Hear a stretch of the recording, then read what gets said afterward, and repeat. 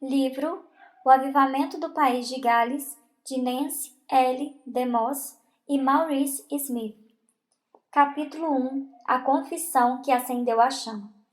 O País de Gales é um principado do Reino Unido, menor ainda que o estado brasileiro do Sergipe. No início do século XX, tinha uma população de pouco mais de 1 milhão de pessoas. A maioria trabalhava nas minas de carvão ou em metalúrgicas. Era uma região cheia de igrejas e capelas. Quase todos frequentavam uma igreja regularmente. Havia grandes pregadores que viajavam anunciando o evangelho. Numa época em que não havia rádio nem televisão, os cultos eram um acontecimento importante na sociedade. Admiravam-se as boas pregações que atraíam grandes audiências. Entretanto, algo estava faltando nessas pregações. A mensagem havia se perdido no meio da preocupação com sua forma de transmissão. O culto era bem preparado, as pregações eram aperfeiçoadas como uma obra de arte e havia entoação de hinos no final. Porém, algo estava errado. Faltava um elemento importante: a paixão pela mensagem. Aos poucos, algumas pessoas começaram a notar isso. Uma dessas pessoas era um homem chamado Dan Howell. Em 1903, ele escreveu um artigo conclamando o povo galês a buscar a Deus por algo novo. A maior necessidade da nação galesa hoje, ele escreveu, é avivamento espiritual, não apenas transformação social, mas avivamento espiritual, algo que alcance as profundezas do coração. Se fosse a última coisa que eu pudesse dizer a esta nação, ele concluiu, eu gostaria de dizer que precisamos de avivamento. 3 semanas depois, Dan Howell morreu. De repente, as pessoas começaram a clamar por Deus. Era algo realmente notável. Muitas pessoas estavam orando por avivamento, reconhecendo que o estado espiritual em que estavam não era o que deveria ser. Enfrentando o senhorio de Jesus. Outro líder que sentiu o encargo de buscar o avivamento era Joseph Jenkins. Em uma pequena vila de Cardiganshire, chamada New Quay, esse pastor estava profundamente preocupado com a falta de unção na sua própria pregação, o que o compeliu a buscar intensamente uma vida mais profunda em Cristo. Ele sentiu cada vez mais o fardo por causa da indiferença entre os cristãos ao seu redor e a apatia dos jovens na sua própria igreja. Exortou-os seriamente a obedecer ao Espírito.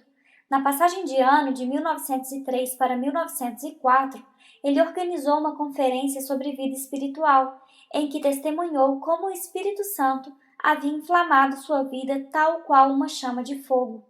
Depois de um culto de domingo à noite, em fevereiro de 1904, uma adolescente chamada Florrie Evans veio pedir conselho ao pastor. Ela estava profundamente incomodada com falta de paz interior. O pastor lhe faz uma pergunta sábia: como você está em relação ao senhorio de Jesus Cristo? Não estou muito bem, ela respondeu. Tenho medo de que se eu me entregar totalmente, ele me peça algo muito difícil. Naquela noite, porém, ela enfrentou seus temores e entregou sua vida inteiramente a Jesus como Senhor. Que coisa maravilhosa poder resolver essa questão tão cedo na vida. Ela tinha apenas uns 16 anos e não ter de esperar até a fase adulta com tantas complicações a mais. O que Jesus significa para você? Uma semana depois, Joseph Jenkins estava numa reunião com os jovens de sua igreja. Era um domingo de manhã. Os jovens, embora não muito dinâmicos, eram moralmente decentes e bem comportados. O que Jesus significa para vocês? Jenkins perguntou. Houve um longo e pesado silêncio. Finalmente um garoto se manifestou. Jesus é a luz do mundo, ele disse. Não, respondeu Jenkins. Não é isso que quero. Quero saber o que Jesus significa para vocês. Outro silêncio pesado. Foi aí que Florrie Evans se pôs de pé. Eu não sei exatamente o que posso dizer esta manhã, ela disse com voz trêmula e hesitante. Mas eu amo o Senhor Jesus com todo o meu coração. Ele morreu por mim. Palavras simples, sem nada de muito especial. Muitos de nós poderíamos ficar em pé e dizer as mesmas palavras com sinceridade e nada aconteceria. mas não foi apenas o que ela disse, mas como o disse. Deus estava preparando o combustível espiritual há algum tempo, através de várias vidas. Só estava faltando a faísca, que chegou com essa confissão feita por uma adolescente tímida que tivera uma experiência genuína com Deus uma semana antes e que agora estava obedecendo a um toque interior do Espírito Santo. Algo foi iniciado ali mesmo naquela reunião. Houve um silêncio diferente, um senso da presença de Deus. Os jovens sentiram o impacto do toque do Espírito Santo, sentiram que suas vidas não estavam em ordem diante de Deus. Houve a profundidade do verdadeiro arrependimento e depois a alegria de conhecer o perdão dos pecados. À medida que a bênção em New Quai foi divulgada em outros lugares, as portas começaram a se abrir. Levado pelo seu pastor, este grupo de jovens, a maioria entre 16 e 18 anos de idade, conduziu reuniões por todo o sul do país. Oravam pelas pregações e cantavam no final. Convenções e conferências brotaram em todo o país de Gales, enfatizando a santidade de coração e a vida no espírito, transformando fé mental em experiência viva. Nos capítulos a seguir, queremos descrever um pouco mais como essa faísca se transformou em explosão. Mas é importante observar como Deus iniciou aquele mover, o ambiente em que nasceu. Muitos sabiam a respeito de Deus, eram religiosos, frequentavam os cultos, mas não conheciam a Deus. Isso lhe parece familiar? Estamos vivendo dias em que milhares dizem que creem em Deus. No entanto, lhes falta a realidade prática de andar no dia a dia com Jesus, de ter um relacionamento vivo com Deus. No avivamento do país de Gales, uma das coisas que mais aconteceu foi o toque de Deus em pessoas que já criam nele, mas que só tinham uma fé mental, cultural. E uma das palavras-chave do avivamento era segurança, certeza. As pessoas descobriam que Deus as amava, que havia feito algo permanente em suas vidas, algo que lhes daria certeza. Deus transforma, Ele ama não somente o mundo, mas ama a mim. É claro que Ele ama o mundo, mas Ele também me ama e me transforma. E posso saber que Ele me ama. É a passagem da religião à realidade espiritual. É possível ouvir pregações fantásticas, pregações profundas e bem elaboradas, pregações que cativam e conquistam os ouvidos, como havia naquela época, e não ter o coração tocado. Por outro lado, não é necessário nem estar numa reunião especial para entregar sua vida totalmente ao controle de Jesus. Florrie Evans, que era uma adolescente comum, fez essa entrega e foi usada como uma pequena faísca para detonar uma grande explosão no seu país e no mundo. Anos mais tarde, foi como missionária para o interior da Índia. Capítulo 2. Deus prepara um instrumento. Antes de Deus acender a chama, ele precisava preparar um instrumento para guiar e cuidar do avivamento. Por isso, no nosso relato, precisamos voltar um pouco no tempo e falar a respeito de um homem que Deus começou a preparar vários anos antes dos acontecimentos descritos no capítulo 1. Quando Deus começa um avivamento, Ele não trabalha primeiro com a igreja como um todo. Ele escolhe uma ou duas pessoas com paixão, com encargo, que geralmente estão, entre aspas, fora do arraial, num certo sentido. Estão fora dos programas normais da igreja. Estão carregando um fardo que os outros não conseguem compreender. Volte às Escrituras e veja os exemplos. Deus escolhe um simples pastor longe dos centros de atividade e faz dele um rei.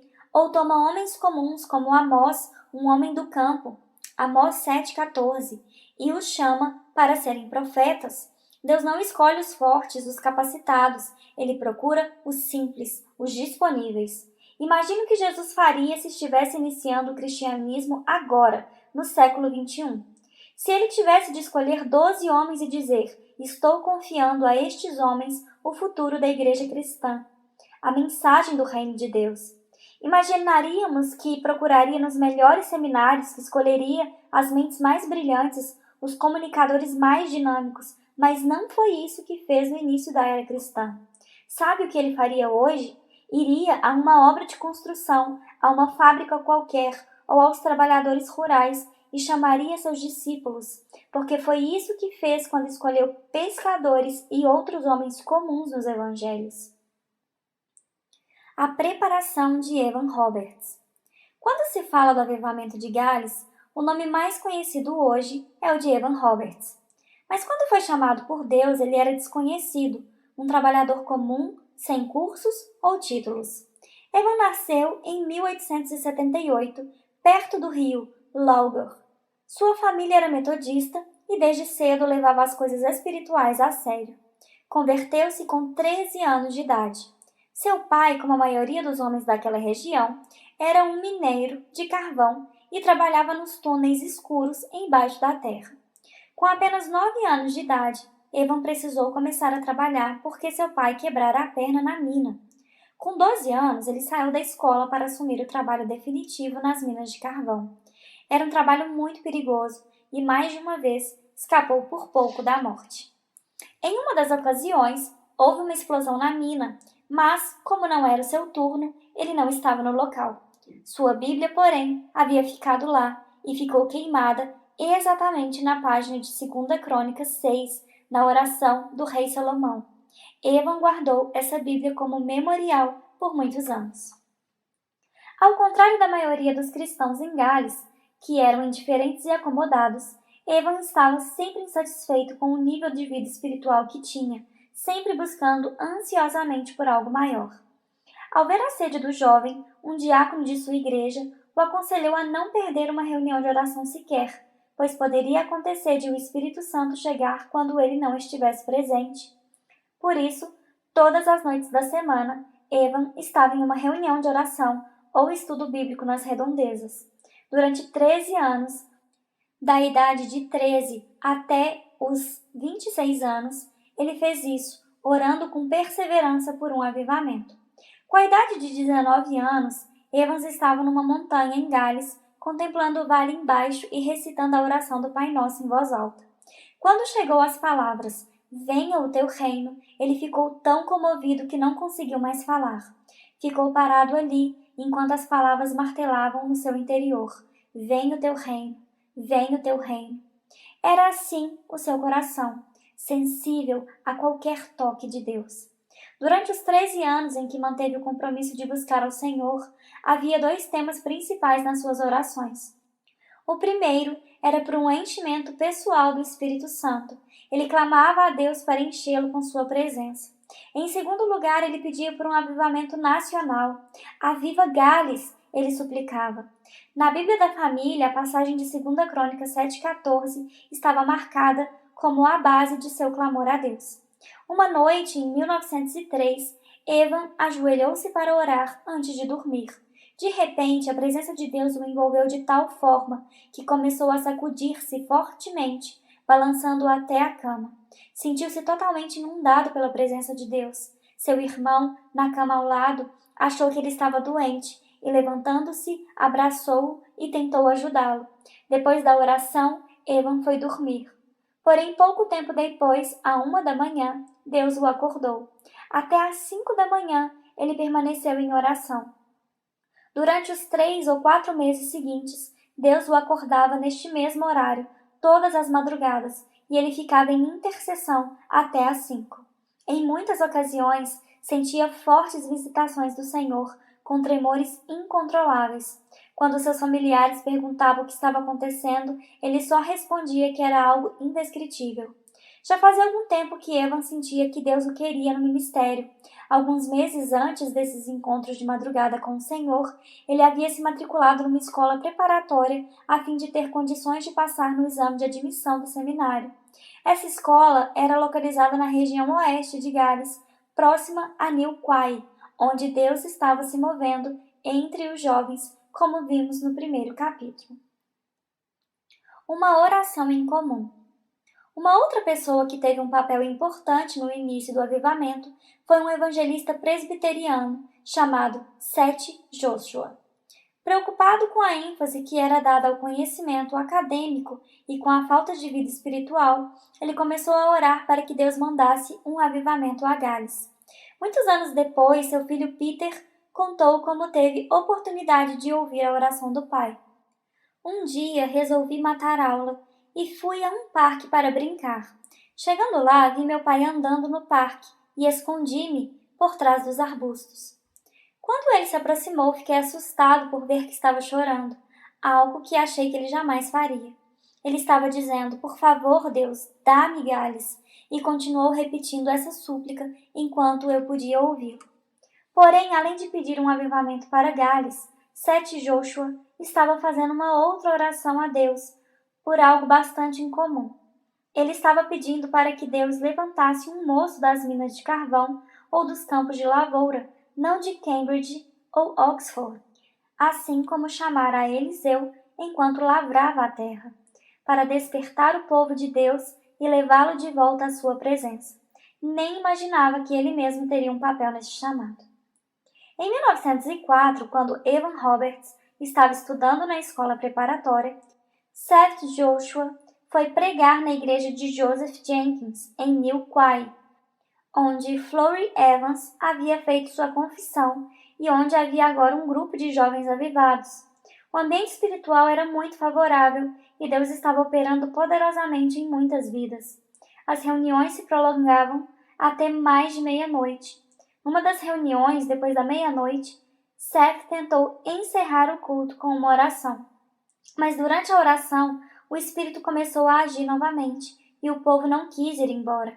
Isso se repetiu por diversas vezes. Seth Joshua testemunhou depois que nunca antes vira tamanha manifestação do poder do Espírito. Depois disso, Seth foi para Newcastle Emlyn, para a escola preparatória onde Evan Roberts estava. Eram todos jovens preparando-se para o ministério, mas o ambiente era frio e indiferente. Nas primeiras reuniões, Evan não estava presente porque tinha adoecido. No terceiro dia, porém, um grupo de jovens de New Quay veio. Não houve pregação, somente cânticos, testemunhos e exortações. O fogo começou a arder, corações se derreteram e muitos começaram a pedir misericórdia de Deus por suas próprias vidas. A grande reunião de Blaina Nash. Ao ouvir e ver o que Deus estava fazendo em New Quay, Evan Roberts sentiu que chegara o momento para a resposta às suas orações. Quando Seth Joshua seguiu para uma outra cidade próxima, Blaina Nash, para pregar, Evan pediu permissão do diretor da escola para ir até lá com mais alguns colegas e participar das reuniões. Era uma quinta-feira, 29 de setembro de 1904. Evan Roberts saiu de Newcastle com um grupo de 19 colegas da escola às 6 horas da manhã para estar na primeira reunião que começaria às 7. Já pelo caminho, o grupo sentia a forte presença do Espírito ao cantar: está vindo o poder do Espírito Santo. Eu recebo o poder do Espírito Santo. Ao chegarem lá, participaram da primeira reunião. No final da pregação, antes de dar um intervalo para tomar o café da manhã, Seth Joshua fez uma oração em que usou as palavras Oaigald Play Ni, palavras em galês que significam Senhor, dobra-nos. Estas palavras atingiram Evans como se fossem uma flecha no seu íntimo. Ele sentiu uma profunda agonia, como uma dor de parto, e testificou mais tarde que o Senhor lhe sussurrou nos ouvidos: é disso que você precisa. Estas palavras em galês, play, dobrar, têm um sentido muito mais profundo do que nossa palavra em português. Significa derreter, moldar, dar forma, como barro nas mãos do oleiro, além de dobrar ou quebrantar. Evan não quis tomar café. Quando voltaram para a reunião às 9 horas, ele sabia que precisava fazer essa mesma oração em público. Enquanto esperava que outros terminassem de orar, ele disse: senti uma força ou energia viva entrando no meu peito. Perdi o fôlego, minhas pernas ficaram trêmulas, caí de joelhos, suava muito e as lágrimas jorravam. Achei que estava até sangrando. Era terrível por uns 2 minutos. Então clamei: dobra-me, dobra-me, dobra-me. Oh. Senti que era Deus enviando seu amor para me dobrar, e eu não compreendia que havia em mim para ser amado. Depois que fui, entre aspas, dobrado, quebrantado, uma onda de paz encheu meu interior. Ao mesmo tempo, a congregação cantava com entusiasmo: estou chegando, Senhor, a ti. O que veio à minha mente depois disso era o dia do juízo final, quando as pessoas serão dobradas contra sua vontade. Senti meu coração cheio de compaixão pelas pessoas que serão obrigadas a se dobrarem diante de Deus no dia do juízo. Desse dia em diante, a salvação das pessoas pesava muito sobre mim. Essa foi a experiência crítica na vida de Evan Roberts. Ele sempre se lembraria da grande reunião de Blaine Nurse. Como os caminhos de Deus são insondáveis. Seth Joshua pedira Gales a Deus, mas Deus não lhe deu Gales. Ele lhe deu Evan Roberts e depois deu Gales a Evan Roberts. Um novo homem. Quando Evan levantou-se daquela oração, ele era um homem transformado. Sentiu-se inflamado com o desejo de ir por toda a extensão de Gales para falar do Salvador. Ao voltar para Newcastle, para a escola, não conseguiu mais concentrar-se nos estudos. Passou muito tempo orando e conversando com um colega de quarto sobre o desejo de ver Deus mover-se em todo o seu país. Começaram a conversar com outros jovens para formar equipes de evangelização. Certa noite, depois da meia-noite, Evan voltou para o quarto depois de um período de oração. Seu colega de quarto, Sidney Evans, que depois casou-se com a irmã de Evan Roberts e foi para a Índia como missionário, viu que seu rosto estava brilhando e perguntou o que havia acontecido. Oh, Sidney, ele respondeu, acabei de ter uma visão de todo o país de Gales sendo elevado aos céus. Estamos para ver o maior avivamento que este país já experimentou e o Espírito Santo está chegando. Precisamos estar prontos. Em seguida, Evan Roberts olhou para ele com um olhar penetrante nos seus olhos, do qual Sidney nunca mais pôde esquecer, e perguntou-lhe: você acredita que Deus possa nos dar 100.000 almas?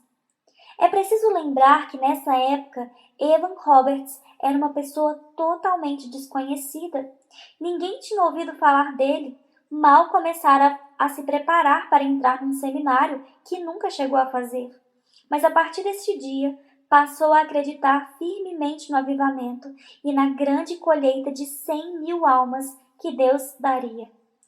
E os relatórios confirmam, nos primeiros 6 meses de avivamento, 100.000 pessoas foram alcançadas por Jesus no país de Gales. Capítulo 3. Quando o fogo caiu. Depois da grande reunião de Blaine Nurse, em 29 de setembro de 1904, que foi descrita no capítulo 2, Evan Roberts tentou voltar para os seus estudos em Newcastle. Mas o fogo que Deus acendera no seu coração quando o dobrou naquele dia continuou a arder, e tanto ele como seu colega de quarto, Sidney Evans, tiveram dificuldades para se concentrar nas suas lições de grego. Um desejo ardente de ganhar almas os consumia. O diretor da escola preparatória para o exame de admissão ao seminário, Evan Phillips, era veterano de um outro avivamento muitos anos antes, em 1859. Descrevendo os acontecimentos daqueles dias, ele disse: Evan Roberts era como uma pedra radioativa no nosso meio. Havia um fogo que emanava dele e que consumia, tirava o sono, desentupia os canais de lágrimas e impelia as pessoas à oração. Deus fala em visão. Num certo domingo à noite, no mês de outubro, durante o culto na capela, Evan teve uma visão insistente. Vi claro como se estivesse diante dos meus olhos a sala de aula da minha antiga escola, na vila onde fui criado. Lá, sentados em fileiras, estavam alguns ex-colegas junto com outros jovens, e eu estava discursando para eles. Impaciente, tentei apagar a visão, sacudi minha cabeça e voltar à realidade, mas ela insistia em voltar vez após vez. Ouvi então uma voz no meu ouvido interior, tão clara como qualquer voz que já ouvira, dizendo: vá falar com essas pessoas. Durante muito tempo eu não quis aceitar. Contudo, a pressão foi aumentando e aumentando. Não consegui ouvir uma palavra do sermão daquele culto. Finalmente não consegui mais resistir e respondi a Deus: Bem, Senhor, se for a tua vontade, irei. No mesmo instante, a visão desapareceu e toda a capela ficou cheia de uma luz tão ofuscante que mal conseguia distinguir o pastor no púlpito. Entre mim e ele havia uma glória, como a luz do sol nos céus. Logo depois, Evan foi conversar com o diretor da escola, Evan Phillips. Estou ouvindo continuamente uma voz dizendo que devo voltar para casa e falar com os jovens de lá sobre Cristo. Será que é a voz do Espírito ou a voz do diabo? O diabo não traz tais pensamentos para nós, aconselhou sabiamente o diretor. Você ouviu a voz do Espírito. Uma recepção fria. Evan Roberts chegou em casa numa segunda-feira, dia 31 de outubro de 1904. Ninguém o estava esperando. O que você está fazendo aqui? Os pais lhe perguntaram. Você não deveria estar na escola? Está doente? Eu vim aqui para fazer umas reuniões especiais com os jovens, ele respondeu. Mas estivemos no culto ontem à noite e o pastor não disse nada a respeito, contestaram. Ele ainda não sabe, foi a resposta de Evan. Em seguida, foi conversar com o pastor. Contou-lhe que viera trazer uma palavra de Deus para os jovens. O pastor foi um pouco relutante. Disse que o solo era cheio de pedras e que não seria uma tarefa fácil. Se ele quisesse, porém, poderia conversar com aqueles que se dispusessem a permanecer depois da reunião, naquela mesma noite. Era uma reunião de oração. Assim que o pastor despediu as pessoas, Evan se levantou. Apenas 17 pessoas ficaram, talvez em parte por sentirem pena do moço que estava em pé, desajeitado lá na frente. A reunião não foi muito fácil. Evan contou sobre a visão que tivera, sobre as suas experiências e sobre sua convicção de que logo Deus enviaria um poderoso avivamento. As pessoas não correspondiam muito e Evan parou para orar 3 vezes durante seu longo apelo. Apesar da relutância que os ouvintes tinham em confessar publicamente a sua fé, quando a reunião foi encerrada às 10 horas da noite, todos haviam levantado e confessado a Cristo, inclusive um irmão e 3 irmãs da sua própria família. O resultado foi uma grande mudança no ambiente em sua casa. Começaram a fazer o culto doméstico e uma semana depois, durante uma reunião de oração, o pai de Evan orou em voz alta pela primeira vez. Um dos maiores avivamentos da história estava alcançando logo no começo a própria família daquele que seria o seu maior líder. O pastor ficou tão impressionado com a primeira reunião que convidou Evan para falar novamente na terça. E assim continuou durante toda aquela semana, com um número de participantes cada vez maior. Uma palavra de Deus que virou fundamento. Na quarta-feira, depois do culto, um grupo ainda continuou com ele até mais tarde. Eu tenho uma palavra de Deus para vocês, Evan lhes declarou. A palavra tinha 4 pontos. Naquela noite, com certeza, ele não imaginava que esses 4 pontos passariam a ser o fundamento e a linha mestra de todo o avivamento que estava prestes a irromper em Gales. Os 4 pontos eram estes. Número 1. Arrependa-se de todo pecado conhecido e abandone qualquer hábito duvidoso. É preciso haver confissão e arrependimento. Se houver alguma coisa em sua vida que cause dúvida, se não tem certeza se está certa ou errada, então elimine-a imediatamente. Número 2. Reconcilie-se se houver alguma barreira com qualquer pessoa. Restitua se tiver causado prejuízo a alguém. Acerte qualquer mal, não deixe nenhuma sombra. Não podemos ser perdoados por Deus se não perdoarmos nosso irmão. Número 3. Obedeça ao Espírito imediatamente. Faça o que o Espírito o inste a fazer. Se quisermos a presença dele, devemos oferecer-lhe obediência pronta, implícita, inquestionável. Número 4. Confesse a Jesus publicamente. Não é um ato único após a conversão, é um estilo de vida. Eram pontos simples e objetivos. Ele estava descrevendo a essência do cristianismo. Você pode ser livre dos seus pecados. Você pode ter certeza de que seus pecados foram perdoados. Depois, comece a andar com Deus. Ouça o que ele vai lhe dizer. Obedeça-lhe. E, finalmente, fale com os outros a respeito do que ele faz em sua vida. A vinda do Espírito. Na sexta-feira daquela primeira semana, o culto estava cheio. Havia jovens e velhos, pessoas de várias igrejas e denominações. Evan escreveu o que aconteceu nessas primeiras reuniões da seguinte forma: a grande marca desta obra de Deus é que as pessoas estão sendo despertadas e estão aprendendo a obedecer. Aquelas que já eram religiosas tiveram uma experiência nova e muito abençoada. Nunca imaginaram a alegria que vem quando se confessa Jesus abertamente. Solicitei essas reuniões para falar com jovens, mas os adultos e velhos estão correndo para participar também. No domingo, o pastor pediu a Evan para continuar por mais uma semana. À noite, ele falou com o povo sobre a importância da obediência. Ele enfatizou: estou entregando essa reunião nas mãos do Espírito Santo. Lembre-se, o Espírito Santo não é alguma coisa, é uma pessoa. Quando entregue a reunião nas suas mãos, estou entregando nas mãos de uma pessoa. Durante a reunião, que durou 6 horas, Evan circulou entre as pessoas, instando com elas para confessarem a Jesus. No final, ele pediu que apenas as 60 e tantas pessoas que haviam confessado a Jesus ficassem mais um pouco. Por volta da meia-noite, ele lhes pediu que orassem uma após a outra. Envie o Espírito Santo agora, por amor a Jesus. Cada pessoa fazia essa oração em voz alta. Depois que todos oraram, começaram outra vez orando assim: envie o Espírito Santo agora com mais poder por amor a Jesus. Enquanto oravam assim, 2 mulheres foram batizadas no Espírito Santo e gritavam de alegria. Em seguida, houve um derramamento geral. Alguns clamavam por misericórdia, outros ficavam prostrados em agonia de convicção ou até desmaiavam. O barulho era uma mistura de choro, clamor, cânticos e louvor. Jamais se ouvira algo semelhante naquele lugar. Eram mais de 3 horas da manhã, quando Evans finalmente chegou em casa, e assim terminou a primeira semana do grande avivamento de Gales. Reuniões de poder e reuniões de batalha.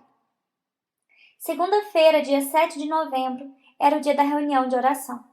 Como em tantas outras igrejas, era uma das reuniões menos frequentadas da semana. Mas naquele dia a capela estava superlotada pela primeira vez na sua história. Evan Roberts pregou sobre o último capítulo de Malaquias. Mas, para vós outros que temeis o meu nome, nascerá o sol da justiça, trazendo salvação nas suas asas. Malaquias 4:2. Evan espantou os ouvintes ao declarar com ousadia que essas escrituras seriam cumpridas imediatamente no país de Gales. Era como Jesus quando leu Isaías 61, 1-3, na sinagoga no início do seu ministério, Lucas 4:21, e declarou que aquela profecia havia se cumprido diante dos olhos deles. Evan Roberts também era um jovem, conhecido por todos em sua cidade como simples trabalhador nas minas de carvão. Como o povo acreditaria em suas palavras? Deus, entretanto, tratou de confirmar sua presença. Novamente, Evans levou as pessoas a orar, uma após outra, para Deus enviar o Espírito Santo agora por amor a Jesus. Depois de completar uma rodada completa, começaram de novo. Antes de completar a segunda vez, a congregação inteira sentiu uma influência irresistível. Alguns ouviram um forte estrondo, o lugar ficou temível. Muitos clamavam e choravam em agonia. O senso da presença do Espírito estava muito forte. Porém, na segunda noite, terça-feira, o ambiente ficou pesado na reunião. Dispuseram-se a orar, mesmo assim, e perseveraram até às 4 da manhã. A mãe de Evan foi embora antes do final, reclamando que estava muito tarde e que todos teriam de trabalhar logo de manhã. No outro dia, porém, Evan e seu irmão encontraram a mãe em agonia, chorando em desespero por ter perdido uma oportunidade de vigiar junto com seu Senhor.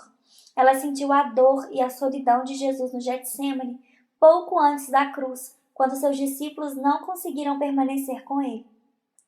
Era como se ela tivesse abandonado o Senhor num momento crítico semelhante àquele. Deus estava ensinando ao povo que nem todas as reuniões são de gozo e poder, como na noite anterior. Às vezes, ele precisa trabalhar no silêncio, na batalha, na aprendizagem e da perseverança. Ao mesmo tempo que isso estava acontecendo em Laugel, a cidade de Eva, Deus estava operando simultaneamente em vários outros lugares em Gales. De forma totalmente independente, sem um instrumento humano para levar de um lugar para o outro, o Espírito estava agindo soberanamente, visitando vidas, trazendo arrependimento e profundas conversões. As chamas realmente estavam espalhando-se rapidamente. Um caos organizado.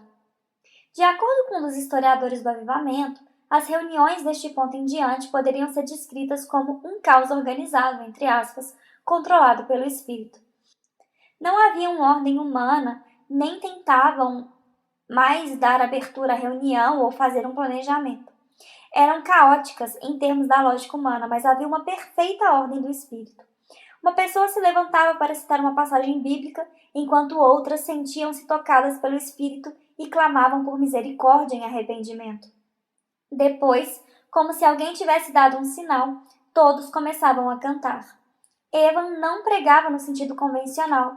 Talvez sentisse uma certa repulsa pela retórica humana da maioria dos pregadores da época, que era muito popular nas igrejas. Ele se comunicava com o povo em sua própria linguagem. Este é o caminho, ele dizia. O que eu experimentei, você também pode receber. É possível, você pode receber o que eu tenho. É excelente, é maravilhoso, é brilhante. Transformará a sua vida. Ele era muito verdadeiro e prático. Suas palavras geravam uma ressonância no coração deles. O calor, a simplicidade, a intensidade os cativava. Era impressionante como as pessoas correspondiam, como gente de todas as idades, de todas as denominações, vinham e eram tocadas por Deus. Ao ver alguns confessando os pecados, outros percebiam que Deus podia perdoar-lhes também e transformar suas vidas. Enquanto clamavam a Deus, as emoções cresciam. Tudo isso era mesclado com a trilha sonora dos hinos galeses. Quando os galeses cantavam seus grandes hinos, agora com o entusiasmo e o fogo do Espírito Santo, não havia nada igual. Eram composições e letras em grande parte dos metodistas do século XVIII. Faziam parte, podemos dizer, do próprio DNA do povo galês. Agora, porém, incendiadas pelo Espírito Santo, as pessoas estavam percebendo pela primeira vez o verdadeiro significado da letra que haviam cantado por décadas. O grande mover de Deus estava nascendo. Como o Evan Roberts e os outros líderes enfrentariam um enorme poder contido neste mover e os perigos que o acompanhariam, continuaremos a seguir a sua trajetória no próximo capítulo. Capítulo 4. Dias de grande poder. Em novembro de 1904, depois de meses e anos de preparação, o fogo do avivamento caiu em Loughor, a cidade de Evan Roberts, no país de Gales, como vimos no capítulo 3. Ao mesmo tempo, o Espírito estava agindo em outras cidades próximas, às vezes de forma espontânea, sem qualquer elo de ligação com o centro ou líder do avivamento. Outras vezes, por meio de Evan Roberts ou de outros pregadores e jovens cheios do fogo recém-derramado, cidade após cidade, foi alcançada e contagiada com o poderoso impacto da presença do Deus que reconhecemos como avivamento. Reuniões ininterruptas. O que você acharia de uma reunião que não tivesse hora para terminar, que talvez nem tivesse alguém à frente para coordenar, sem cultinho para cuidar de seus filhos pequenos, sem inário ou retroprojetor, sem roteiro, totalmente imprevisível? Assim eram geralmente as reuniões que brotavam por toda a parte no país de Gales durante o avivamento. Com um detalhe importante: Deus estava presente. Veja essa descrição de uma das reuniões relatada por George Edwin Orr, um dos historiadores desse avivamento, que conversou diretamente com pessoas que estiveram presentes. Meratan Lewis era um garoto de 7 anos em 1904. O pai dele trabalhava nas minas de carvão. Num dia normal de trabalho, o Sr. Lewis chegou em casa às 3 da tarde. Quando terminava o seu turno, tomou um banho para tirar o pó preto e chamou a esposa. Vamos à reunião. Pegaram as 3 crianças pequenas e foram à igreja que tinha um grande templo, chegando lá às 4 da tarde. O local já estava abarrotado, mas para uma mãe com 3 crianças sempre se dá um jeito. Ninguém sabia se Evan Roberts viria ou não, pois havia centenas de reuniões em toda parte e ele nunca avisara em que lugar pretendia estar. Nesta ocasião, porém, ele apareceu inesperadamente às 19 horas. Todos estavam contentes em vê-lo, mas o auditório estava tão cheio que não tinha como chegar à frente. Foi preciso subir nos ombros dos homens que estavam em pé nos corredores e depois passar por cima do púlpito. Finalmente, depois de chegar lá, Evan disse apenas 2 palavras: "Vamos orar." Foram as únicas palavras que conseguiu pronunciar, porque em seguida as 1.800 pessoas presentes começaram a orar, todas ao mesmo tempo. Um homem começou a suplicar: "Deus, dá-me uma outra chance e acertarei tudo que está de errado em minha vida." Uma mãe clamava pelo filho que saíra de casa e nunca mais mandara notícias. Outra pessoa estava se dedicando para servir a Deus no campo missionário. Um homem, perto do Sr. Lewis, deu-lhe uma cotovelada e disse: "Você pode parar de orar um pouco e me dizer como faço para ser um cristão?" Por volta das 22 horas, Evan Roberts foi embora, mas passou a noite em oração na casa onde estava hospedado. Às 2 da manhã, o Sr. Lewis chamou a esposa para levar as crianças para casa. Foi preciso ir andando sob a garoa que caía, carregando as 2 que estavam dormindo. Às 3 da manhã, estavam todos na cama, mas como já estava próxima à sua hora de trabalhar, o Sr. Lewis sentou-se numa cadeira na sala para cochilar um pouco. No outro dia, ao chegar do trabalho, às 3 da tarde, tomou banho e chamou a esposa novamente. "Vamos à reunião." Pegaram as 3 crianças e voltaram para o templo, onde a reunião continuava ininterruptamente desde o dia anterior. Era isso que estava acontecendo por toda aquela região. Não se falava de outra coisa. Havia reuniões nas casas, grupos conversando, reuniões ao ar livre, multidões que chegavam aos templos das igrejas horas antes do início das reuniões, pessoas que vinham para criticar, jornalistas, políticos e curiosos também eram tocados por Deus e se convertiam. Quem vinham de cidades vizinhas pegava o fogo e o levava de volta para sua região, espalhando-o ainda mais. De acordo com estimativas conservadoras, mais de 30.000 pessoas se converteram só nos primeiros 2 meses do avivamento. Lidando com a popularidade. Tente imaginar algo assim acontecendo hoje, com o poder da mídia, a força das organizações, o culto à personalidade. Quanto tempo o homem levaria para domesticar e controlar um mover de Deus? Embora naquele tempo a organização e a força humana fossem mais primitivas do que hoje, a tendência da sua natureza era a mesma. E Evan Roberts, ainda que jovem e inexperiente, preocupava-se muito com essas coisas. Seu temor era de que o homem se tornasse o centro das atenções, e ele advertia constantemente que o Espírito Santo se retiraria se o povo fixasse a atenção nos líderes. Por essa razão, Evan fugiu o quanto possível de toda espécie de publicidade, não permitia que se tirassem fotos e recusava-se seguidamente a dar entrevistas a jornalistas que vinham de várias partes do mundo. Mesmo naquela época, as notícias corriam rapidamente e Evan Roberts já se tornara, sem querer, um dos pregadores mais famosos do mundo. Evan fazia todo empenho para que as reuniões e o movimento em geral não dependesse dele. Muitas vezes entrava numa reunião e ficava totalmente em silêncio, só orando e cantando com a congregação, e saindo depois sem ter dirigido uma palavra em público. Ele não avisava onde iria pregar e várias vezes cancelou compromissos quando percebia que as pessoas vinham só para ouvi-lo. Em uma ocasião, para impressionar o povo com a necessidade de olhar somente para Jesus, Evan perguntou para a congregação reunida: "Quantos aqui creem nas promessas de Deus?" Um coro de vozes respondeu afirmativamente. "Vocês concordam que uma promessa dada pelo próprio Senhor Jesus seria especialmente preciosa?" "Sim", responderam. "Vocês se lembram de que ele prometeu que onde 2 ou 3 estivessem reunidos, ele estaria no meio deles?" "Sim", responderam novamente. "Vocês acreditam nisso?" "Sim." "Acreditam mesmo?" "Sim, acreditamos", bradaram mais alto. "Temos 2 ou 3 aqui?" ele perguntou à multidão de mais de 2.000 pessoas. A congregação riu-se da pergunta. "Então, Jesus está aqui?" "Sim." Eu quero saber", ele insistiu. "Jesus realmente está aqui?" "Sim, ele está", bradaram mais alto. "Muito bem, então vocês não precisam de mim." Pegando o chapéu e o casaco, Evan saiu e foi para outra reunião. Alguém foi embora por causa disso? Não. Reconheceram que Jesus de fato estava presente e continuaram por várias horas orando, cantando e buscando a Deus. O poder dos cânticos.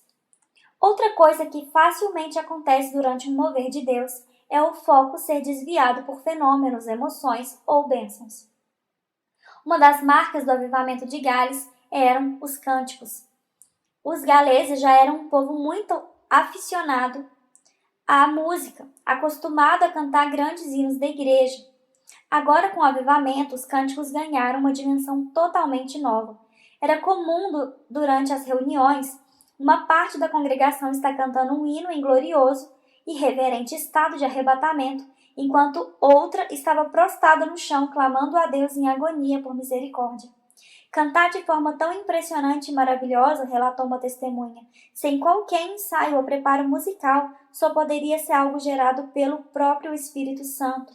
Não havia coral, nem diretor de louvor, nem órgão ou outro instrumento musical. Eram vozes cantando espontaneamente com unção incrível do mais profundo do coração. Cantavam, soluçavam, intercediam numa mistura inacreditavelmente poderosa. Cantar era um dos frutos do avivamento. Inúmeras pessoas relatavam como estremeciam, riam e cantavam por horas depois de serem poderosamente batizadas no Espírito Santo. A música era um dos principais meios de liberar a presença de Deus nas reuniões e nas vidas individuais. Mas, com todo esse tremendo ambiente da presença de Deus e poderosa liberação do Espírito através dos cânticos, muitos vinham às reuniões só para curtir o ambiente. Isso sempre acontece. Evan Roberts, porém, não o aceitava. A reunião para ele era o lugar onde se buscava estar face a face com Deus. Não era um momento para se deliciar com a música, satisfazer-se com os gloriosos efeitos. A verdadeira experiência com Deus em um avivamento era muito mais profunda do que algo tão, entre aspas, superficial, dizia Evan. Por isso, muitas vezes ele mandava a congregação parar no meio de um cântico. Parem, ele dizia, vocês não estão cantando do coração, não podemos agir assim. A igreja que tem uma canção. O país de Gales tem uma topografia dos vales estreitos e compridos separados por montanhas. Diziam na época que era possível atravessar o país inteiro e nunca perder o som da igreja cantando. Enquanto você subia a montanha de um lado do vale, ainda conseguia ouvir os cânticos da igreja lá embaixo. Perto do topo da montanha, quando o som dos cânticos estava quase sumindo, já começava a ouvir no vale vizinho o som da igreja que ia aumentando à medida que você descia do outro lado. Num certo sentido, o avivamento é a igreja cantando o que acontecia mesmo no país de Gales. Porém, não é a igreja meramente cantando, é a igreja que achou sua canção. Existe uma grande diferença entre as duas coisas. A igreja atual, por exemplo, canta muito, mas não tem uma canção. Veja Salmo 137, do verso 1 ao 4. Temos muita técnica, muitos cantores, muitas músicas, muito barulho, mas não se ouve aquele som diferente que é a canção que realmente vem do Espírito, da outra dimensão. Quando ficarmos tão exaustos que não nos restarem mais forças para lutar, quando estivermos cansados dos programas, cansados das tentativas de sermos aceitos e reconhecidos, cansados da religiosidade que se reduz e se adapta para sobreviver numa cultura que nunca será transformada por nada aquém de um avivamento, quando chegarmos ao ponto de clamarmos em desespero a Deus, é nesse ponto que Deus nos devolverá nossa canção. Vivemos na esperança de que em breve Deus nos visitará outra vez e nos dará essa nova canção. Quando isso acontecer, todos saberão. No próximo capítulo, veremos alguns dos efeitos do avivamento na sociedade do país de Gales. Capítulo 5. Efeitos do avivamento. Nem sempre é possível colocar uma data precisa para o início de um avivamento. Geralmente o associamos a uma reunião especial ou uma ocasião em que Deus começou a agir de modo especial.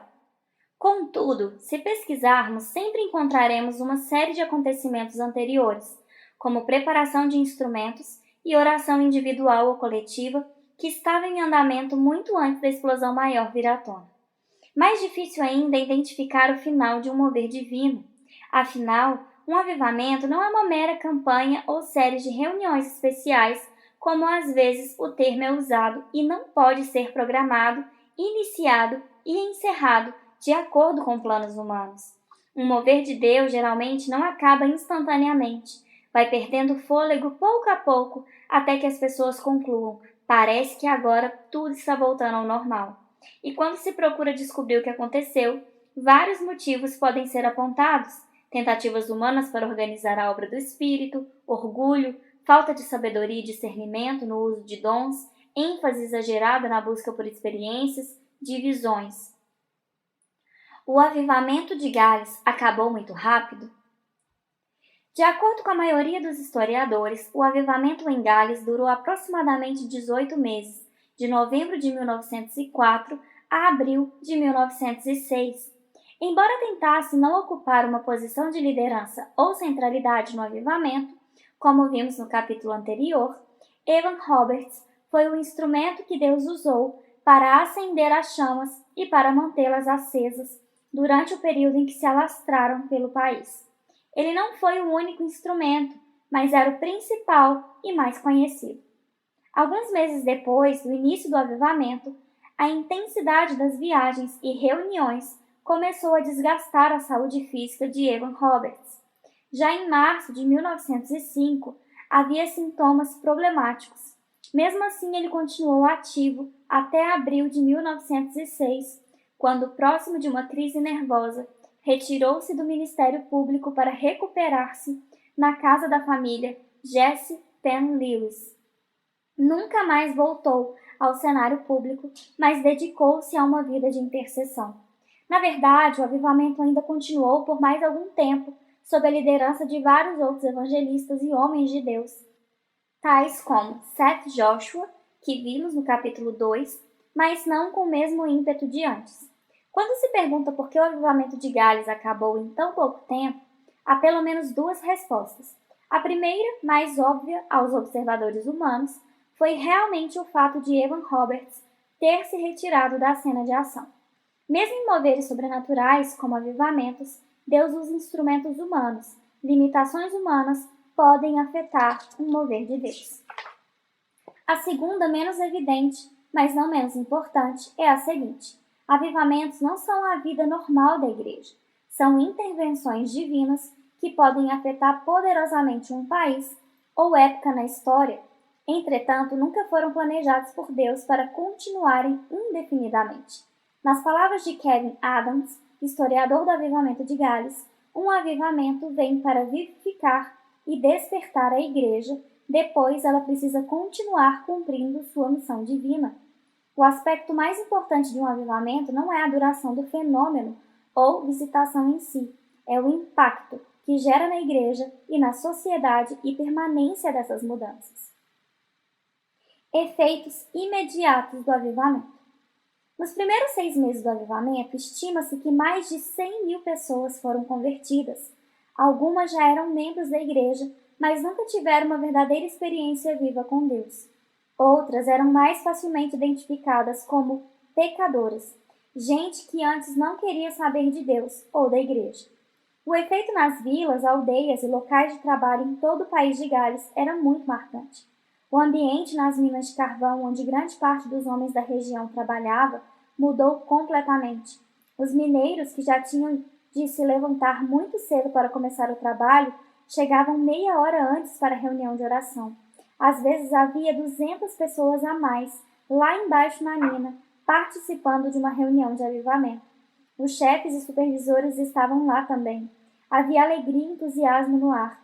Os homens cantavam durante o trabalho e conversavam com colegas sobre arrependimento e conversão.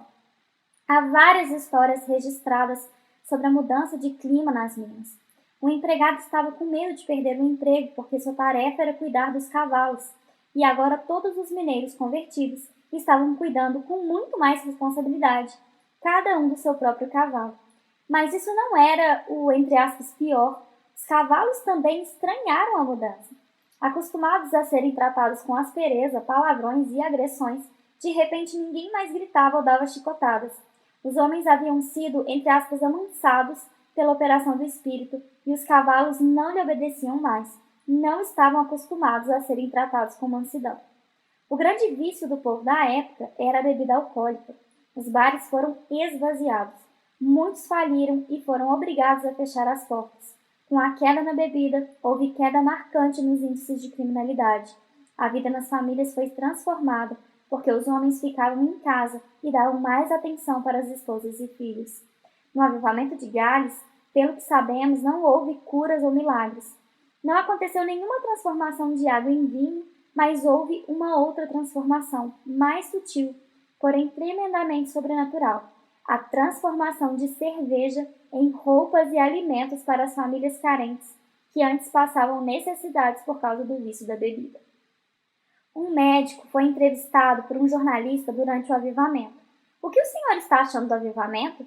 Estou achando maravilhoso, respondeu o médico. As pessoas estão acertando todas as suas dívidas antigas. Contas que achei que nunca mais receberia estão sendo pagas. Um batismo de honestidade, um batismo de perdão, um batismo de reconciliação. Nos tribunais de justiça, às vezes, não haviam casos para serem julgados. A polícia ficava ociosa e em um lugar passou a formar quartetos para cantar nas igrejas para ocupar seu tempo. Efeitos duradouros. Embora o avivamento tenha acabado em menos de 2 anos, seus efeitos continuaram por muito tempo. Mesmo os críticos admitiram que depois de 5 anos, 80% dos convertidos ainda se encontravam firmes nas igrejas. Não foi um, entre aspas, fogo de palha, como tantas vezes se tem visto, em que os números desaparecem logo após o fim dos fenômenos sobrenaturais. Outro ponto importante a notar é que os efeitos do avivamento não foram limitados à região imediata de Gales. As chamas foram se espalhando, transportadas por pessoas que viajavam ou se mudavam para outras partes da Grã-Bretanha ou do mundo. Muitos missionários saíram de lá, alcançando lugares distantes, como a Índia ou a África. Avivamentos começaram em vários outros países diretamente influenciados pelas chamas que saíram de Gales, dentre os quais o avivamento Azusa nos Estados Unidos, em 1906, e o avivamento na Coreia, em 1907. Muitos efeitos nunca poderão ser avaliados ou conhecidos. Como o exemplo da transformação permanente que resultou do avivamento, podemos citar Jessie Davis, que foi entrevistada pelo historiador Kevin Adams quando já estava com mais de 80 anos, muito tempo depois do avivamento. Muitas pessoas dizem que o avivamento acabou em pouco tempo. Como a senhora, que se converteu nesse avivamento, responde a essa crítica? Quero dizer isto, ela respondeu. A chama que foi acesa no meu coração em 1906, quando eu era jovem, nunca mais se apagou. Está acesa ainda hoje. E estava mesmo, pois ela ainda mantinha uma reunião regular de oração na sua casa.